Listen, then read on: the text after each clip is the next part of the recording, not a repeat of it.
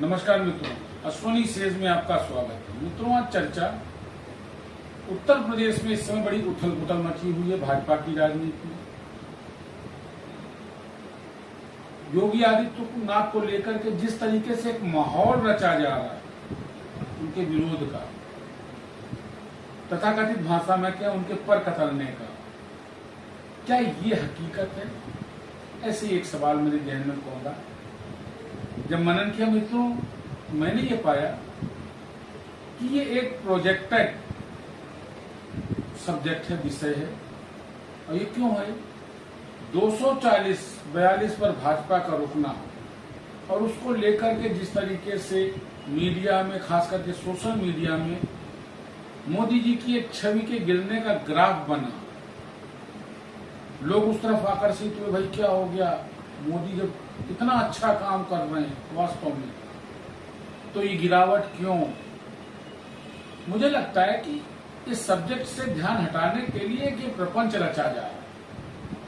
और ये भी हो सकता है कि योगी मोदी का जो नारा है वो कहीं ना कहीं भाजपा के शीर्ष नेतृत्व को पच नहीं था, खास करके उस नेतृत्व को जो मोदी के बाद अपने को नेक्स्ट सक्सेसर देखती है। इसमें दो राय नहीं। योगी जी का, हालांकि सेकेंड रिजीम में योगी की कमांड अफसरों पर कमजोर हुई है। जिस तरीके से यूपी में अफसर निरंकुश हुए हैं, इसका खामियाजा योगी जी को भुगतना पड़ा है सेकेंड रिजीम में।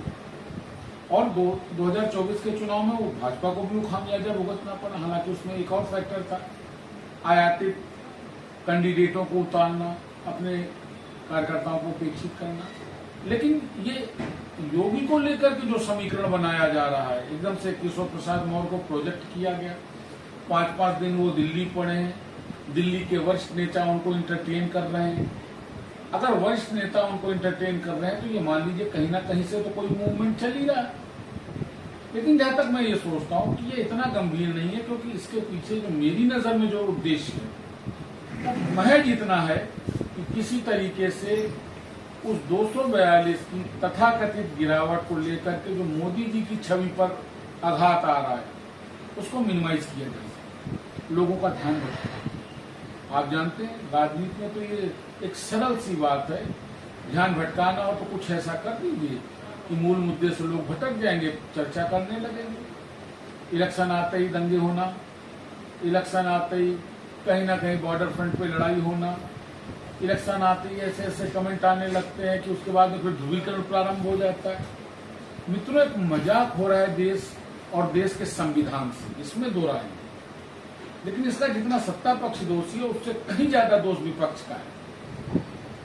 तो मैं इसलिए कह रहा हूं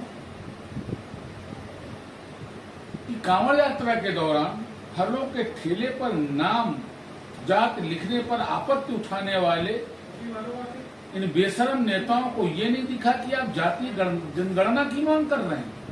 क्या जाति जनगणना में आपका नाम और आपकी जात नहीं आएगी? लेकिन ये दूसरा विषय है, इस पर फिर चर्चा करूंगा। अभी मेरी राय में योगी को लेकर के जो माहौल उत्तर प्रदेश में बन रहा है ये बेसिकली नूरा कुश्ती है। और ये नूरा कुश्ती इसलिए है कि किसी भी तरह तथाकथित गिरावट को लेकर जो छवि प्रभावित होने की जो अटकलें चालू हो गई हैं, उनसे उस मूल मुद्दे से लोगों का ध्यान भटकाया जा सके। ये ऐसी मेरी सोच है।